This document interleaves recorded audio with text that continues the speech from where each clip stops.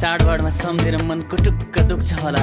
मन भारी नबनाउनुस्, आउनुस् एकछिन हामीसँगै रमाइलो गरौँ। झिलिमिली झिलिमिली ए केकको झिलिमिली ए बत्तीको झिलिमिली ए फुलको झिलिमिली ए हामी त्यसै ए आएका हैनौ ए बलि महाराजको ए हुकुमले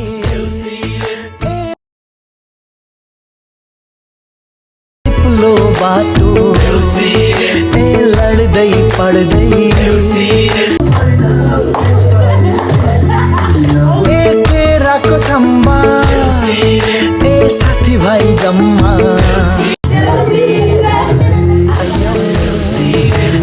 देउसी खेल्न